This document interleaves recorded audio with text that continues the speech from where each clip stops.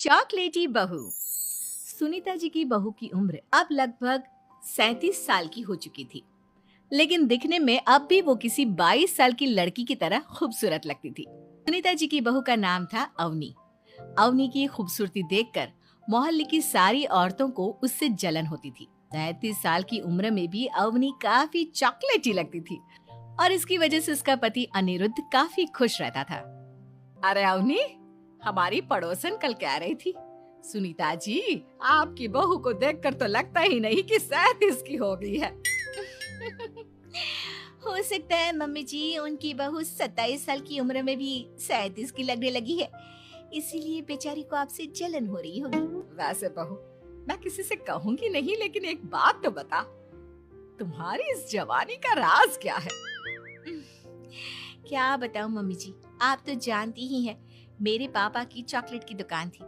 मुझे बचपन से ही ना चॉकलेट खाने का बड़ा शौक था।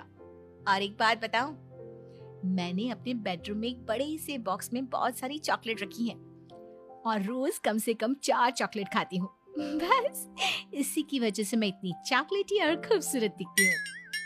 अरे लेकिन मैंने तो सुना था कि ज्यादा मीठा खाने से आदमी बूढ़ा दिखने लगता है।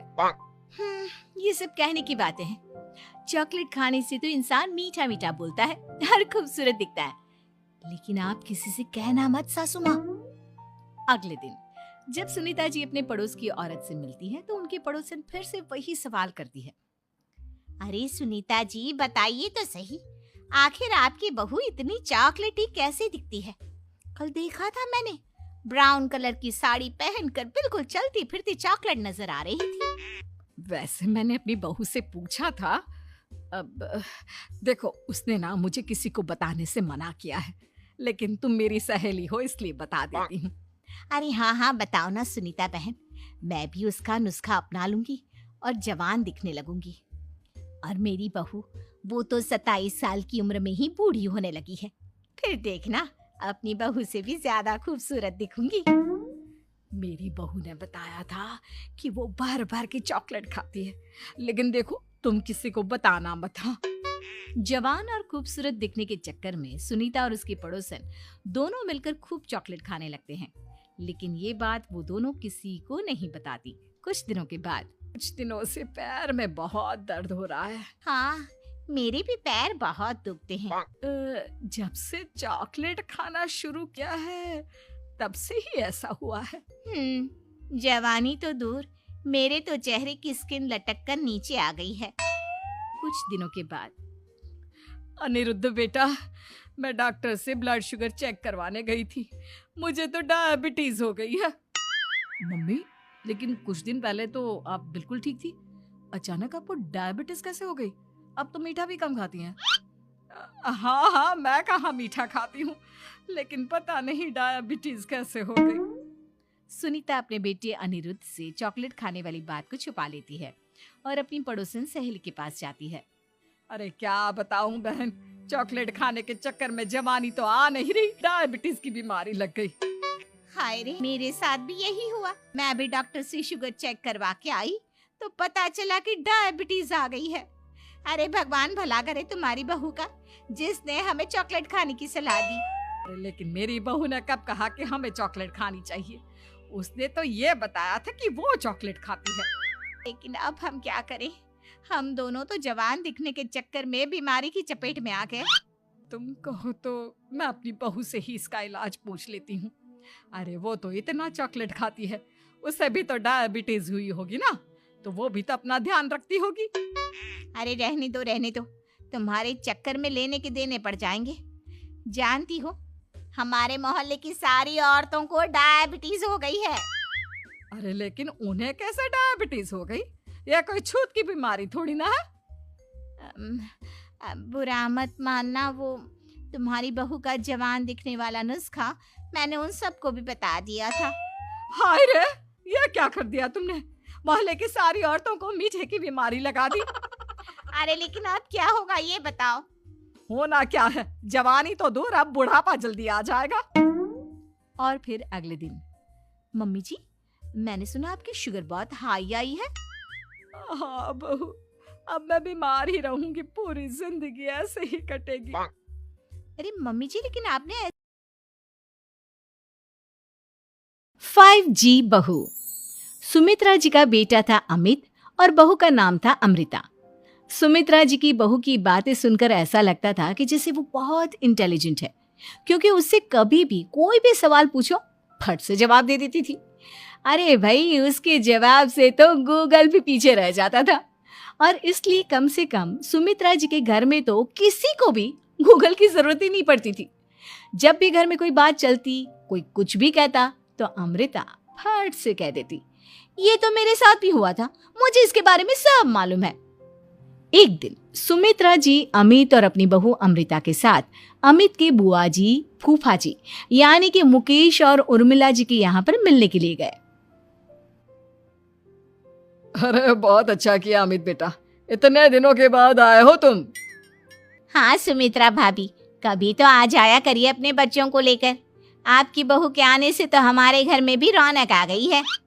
वो क्या है ना, अमित ऑफिस के काम में बहुत बिजी रहता है, इसलिए उसे तो वक्त ही नहीं मिल पाता। अच्छा, लगता है नौकरी काफी मुश्किल है अमित की। अरे नहीं नहीं फूफा जी, ऐसी कोई बात नहीं है। आप तो जानते हैं ना प्राइवेट जॉब में कितना काम होता है। अरे कोई समझे ना समझे, मुझे तो पता है प्राइवेट नौकरी में इतना काम करना पड़ता है कि इंसान की आफत आ जाती है। लेकिन बेटा, तुमने तो कभी जॉब की ही नहीं, तुम्हें कैसे पता? अरे जॉब नहीं की तो क्या हुआ मम्मी जी, सब जानती हूँ मैं।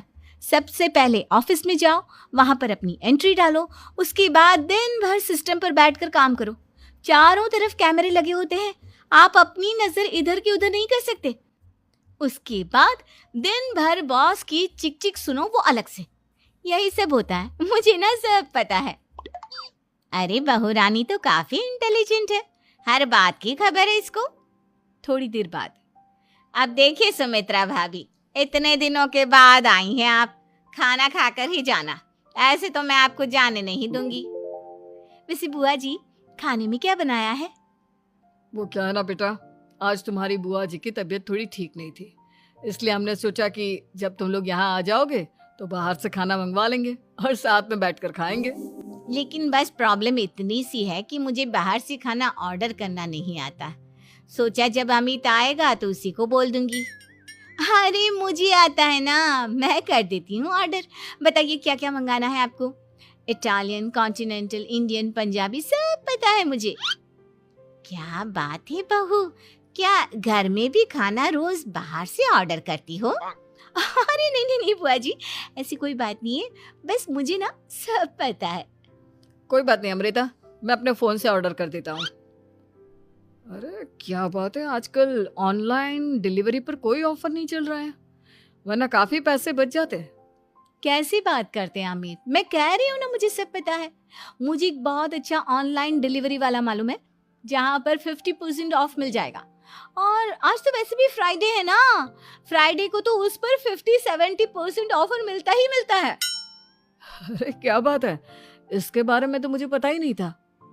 अरे बेटा, जिस चीज के बारे में किसी को पता नहीं होता, हमारी बहू को पता होता है। एक काम कर, तू उसी को ऑर्डर करने दे। क्या बात है अमृता बेटा, तुम तो बहुत इंटेलिजेंट हो, सब कुछ जानती हो। कुछ दिनों के बाद सुमित्रा जी की कुछ सहेलियां उनसे मिलने के लिए आती हैं। अरे सुमित्रा बहन कैसी हो, बहू कैसी है तुम्हारी? अरे पूछिए मत, बहुत इंटेलिजेंट है मेरी बहू, सब कुछ जानती है। क्या बात है, बहू के आने के बाद तो औरतें दुखी हो जाती है, लेकिन तुम तो बहुत खुश लग रही हो। वो क्या है ना, मेरी बहू है ही इतनी अच्छी। अरे तो बुलाओ ना, हमारे साथ बैठेगी, बातें करेंगी तो हमें भी अच्छा लगेगा। सुमित्रा जी अमृता को बाहर बुलाती हैं और उसके बाद सब लोग बातें करने लगते हैं। क्या बताऊं, कुछ दिनों से घुटनों में इतना दर्द हो रहा है कि चला भी नहीं जाता। अब बुढ़ापे में तो ये सब चलता ही रहता है, क्या कर सकते हैं।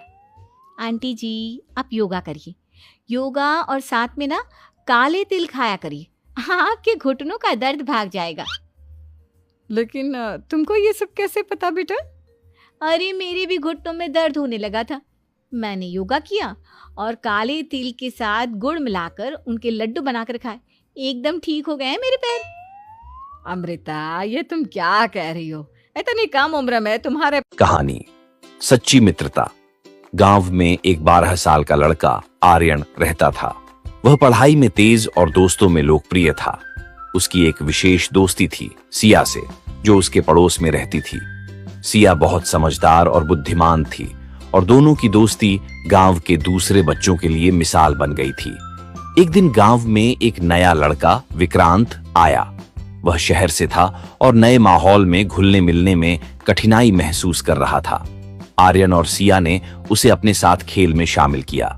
शुरुआत में विक्रांत संकोच में था, लेकिन धीरे धीरे उसने आर्यन और सिया की दोस्ती का असर देखा और वह भी उनमें शामिल हो गया। आर्यन और सिया ने विक्रांत को अपने खेलों में शामिल किया। तीनों ने मिलकर खेलना शुरू किया और विक्रांत की मुस्कान वापस लौटने लगी। तीनों का समय हंसी मजाक में बीतने लगा। विक्रांत ने आर्यन और सिया को अपने शहरी जीवन के बारे में बताया, जिससे उनकी दोस्ती और मजबूत हुई। एक दिन गांव में एक बड़ा खेल प्रतियोगिता आयोजित हुआ। आर्यन ने सोचा कि वह और विक्रांत मिलकर क्रिकेट में भाग लेंगे, लेकिन सिया ने कहा, हमें सही तरीके से अभ्यास करना होगा। उन्होंने कई दिन तक अभ्यास किया। प्रतियोगिता के दिन आर्यन और विक्रांत ने पूरी मेहनत की, लेकिन मैच हार गए। आर्यन निराश हुआ, लेकिन सिया ने उसे समझाया, जीत और हार दोनों जीवन का हिस्सा हैं।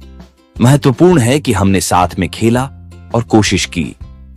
कुछ समय बाद विक्रांत ने गांव में एक समस्या देखी। गांव के बच्चे अक्सर पढ़ाई में कमजोर थे।